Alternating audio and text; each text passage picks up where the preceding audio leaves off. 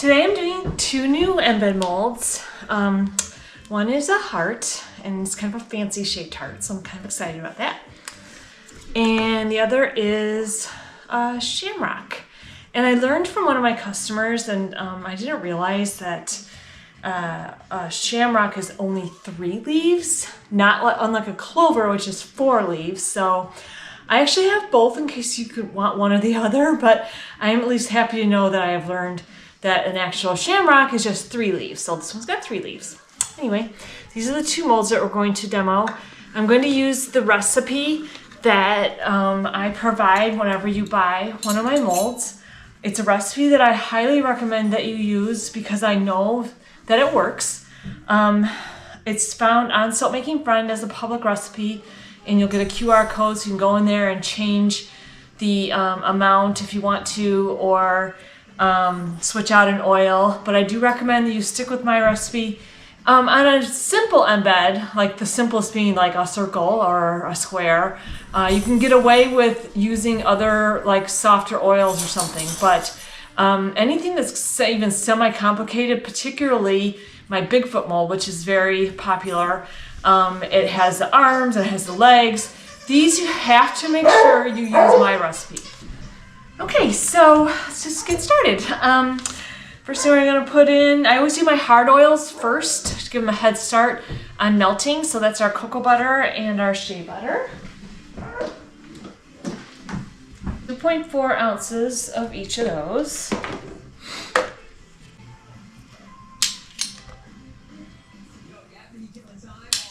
Okay, those into the microwave. Okay, while those are melting, then I'll go ahead and get my colors ready. So for the heart, obviously I'm going to do red. I love the True Red from Mad Micah's.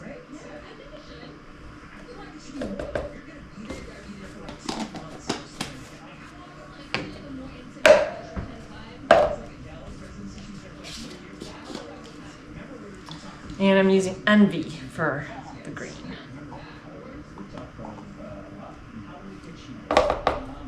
And red too. Generally like 1 teaspoon per pound of oils. Okay. And let's go ahead and get our fragrances. I'm going to do a new one I got called Emerald Rainfall and it's 4.5% of my batch, so ooh, that's nice. So that's for the green. I'm a visual person, I have to keep, and then we're gonna do Love Letter for the heart.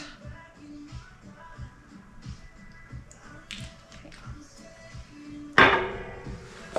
All that together.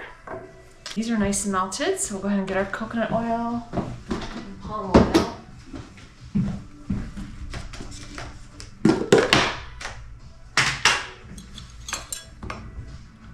Seven and a half ounces of each.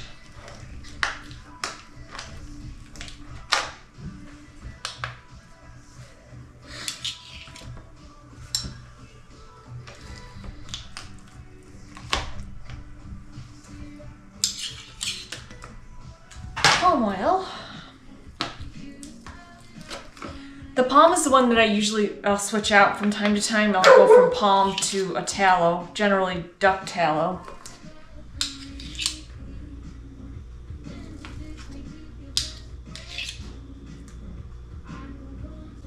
Get this in the microwave.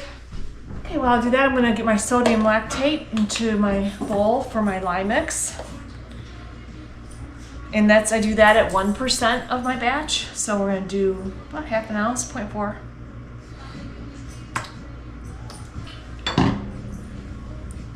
Got that ready, got my fragrances ready, my colors are ready. Oh, this is a new mold that I just did. It's a square. And I'm gonna put my shamrock into it when it's done. So, okay. The biggest difference is, and I put this in the recipe that I give out, there are 3 really important things to getting the soap nice and hard in the embed mold. And I just have to say, and I say it like in pretty much every video, that you have to get the soap hard or it's not coming out. I give you a push through piece that matches the shape. But the bottom line is, if the soap is not getting hard in the mold, it's not going to come out. So the recipe that I came up with will do that. And it's not just about the oils, it's also about having a few other soaping characteristics in place, namely heat. We want the oils to be at least about 110, maybe 115 degrees. We have to use sodium lactate. And then the other huge thing is just discount the water. Normally, and kind of standard across the board, you see is a 2-to-1 liquid to lye ratio, and we're gonna do something higher than that. We're gonna do more like, well, 33.33 is your standard 2-to-1. We're going to bump that lye concentration up to 37%. This doesn't mean more lye. It just means less water.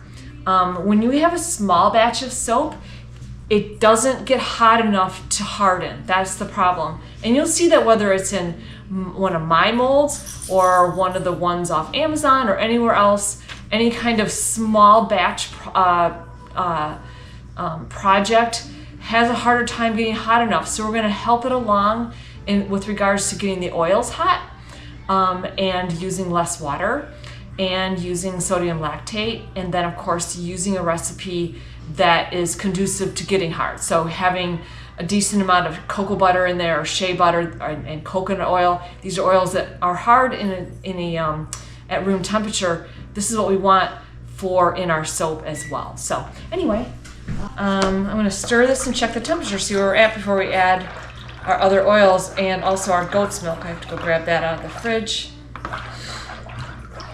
One little piece that isn't melted.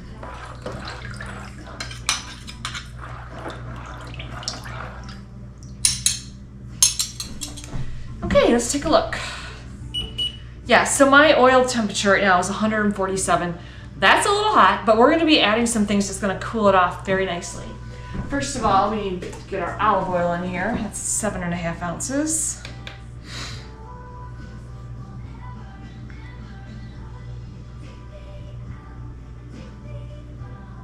Castor oil, which is 2.7 ounces. Okay. I always put check marks after I add my oils in. I also circle the numbers I'm going to follow because my eyes will go to the wrong numbers very easily. Okay. All right, for our extra liquid, we only need 2.96 ounces. This is our goat's milk. We're going to use goat's milk. Now this is just in the refrigerator, and I add it to the oils before I use my lye mix. 2.96.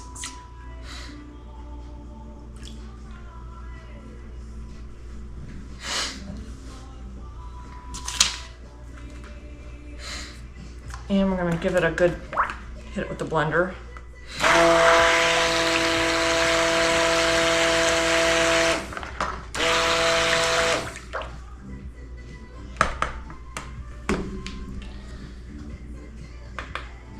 Okay, let's see what our temperature is. All right, we're down to 101.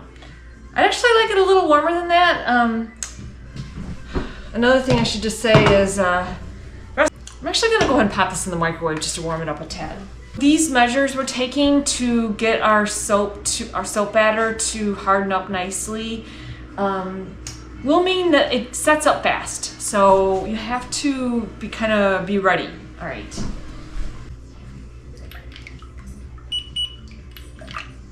Yeah, we're at 120. Okay. All right. I went a little bit hotter because I accidentally added a little bit too much of the goat's milk.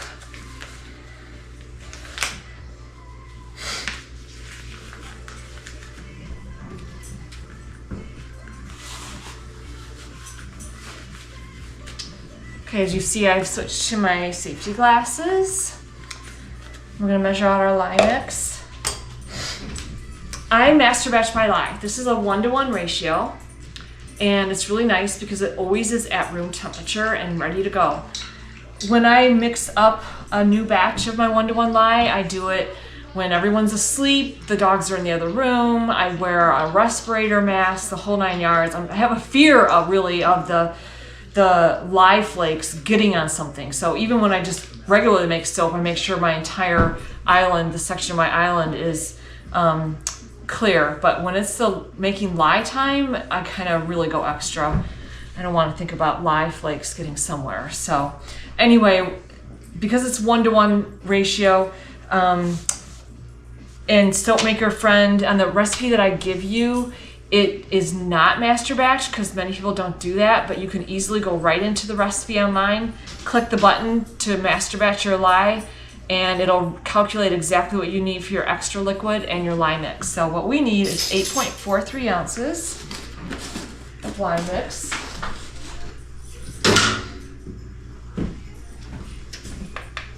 I run it through a strainer because there's usually just some flakes. A little bit of the oils to pre-mix my colorants.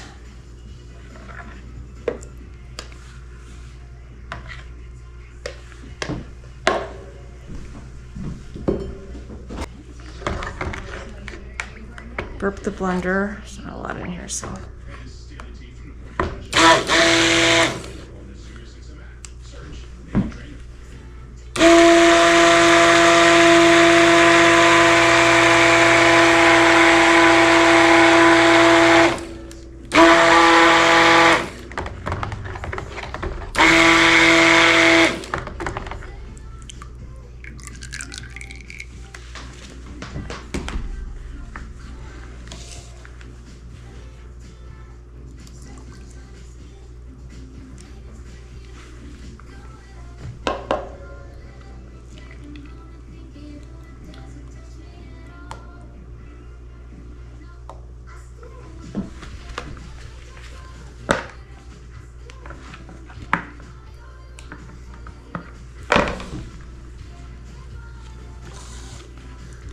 At this point I'm going to hand stir. It's already getting thick on me because it's so warm.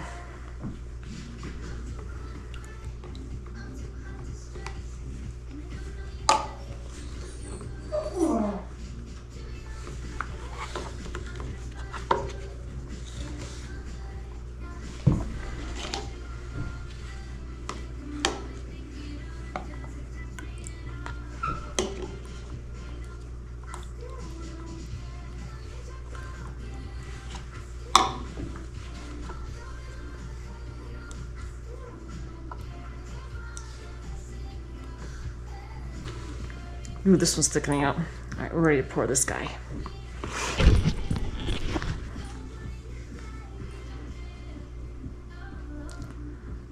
Thick pancake batter is how I always like to think of it.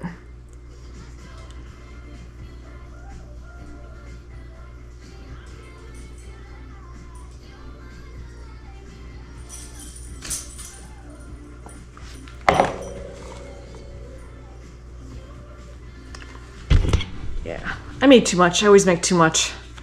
Classic me. Okay.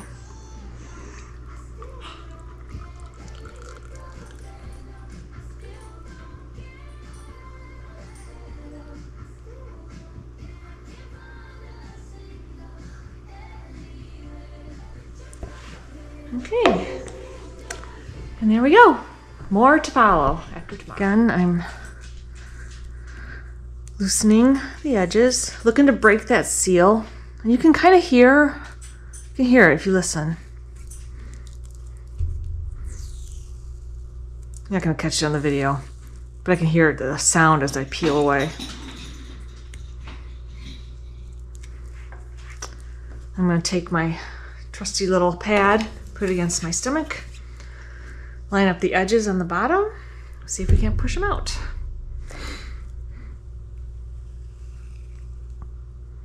Now this had been in the freezer all day, so I just wanted it nice and hard.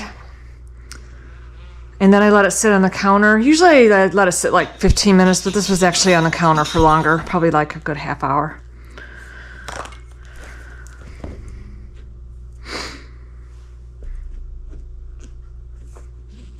Come on out.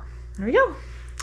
And this heart's ready to go into the main mold. It's gotten nice and hard. I'm put it fast tracking a little, so I put it in the freezer this morning because I wanted it to, I need to get it unmolded because I'm going to pour it into a bigger soap mold later on. So anyway, I'm going to go in here and I'm going to loosen the edges. Getting these embeds out of the mold, it's more to do with leverage than brute force. Getting the seal to break is where the magic lies. Now this side is much flatter, so I'm going to place the push-through piece against that. And I've done it a number of different ways. Sometimes I'll lay it up here and do it vertically and push down. Other times I'll lay it on its flat and I take something to protect my stomach against. And I put that against my stomach and line up the mold with the push-through piece. Make sure you have it the right direction. And here we go.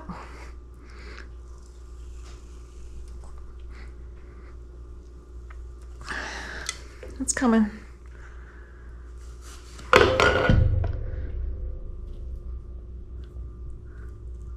Okay.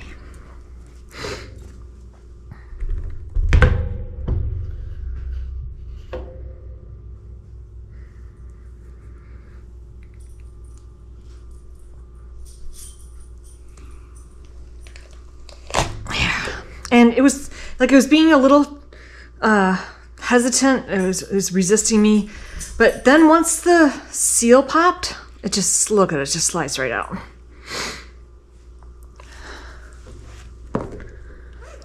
And there we go. He's ready to go into a bigger mold. I'll do the heart next, but I don't think I actually printed the heart push-through piece yet, so that'll be in just a little bit. Okay, so the project's all done. Again, this is the molds that I used. The shamrock mold has a matching push-through piece, and the heart mold with the matching push-through heart piece. And here's the shamrock embed soap ready to go. And here's the heart, all ready to go. Also, just so you know, there's an option to get a flat bottom bowl to set the mold down into. And this one's bigger. I make them depending on the size of the mold that you get. And then also, say for instance, you're gonna get 2 molds. You really only need to order 1 flat bottom bowl because I'll make the bowl big enough for both molds to set into. And yeah, it's not like a total requirement or anything. It's just nice in case you get a little seepage out the bottom. Neither one of these molds leaked in this case. The flat bottom bowl has a silicone bottom into it. This just helps to seal it really nice. And when you set your mold in, you're always gonna set the mold in shiny side up because the other side has just got a much flatter, very, very flat base to it. So it adheres to the silicone in the bowl much nicer. If you don't buy the optional bowl, I always just give a piece of flat silicone that you can set the mold on still. It's just nice because you know what, like sometimes we pour our molds and I need to like move it before they're really like, you should move it. Like you don't want to disrupt the batter inside, and when there's a bowl, it's kind of easy to like just slide the whole thing out of the way. So anyway, that concludes this video. I hope you find it useful, and happy sewing.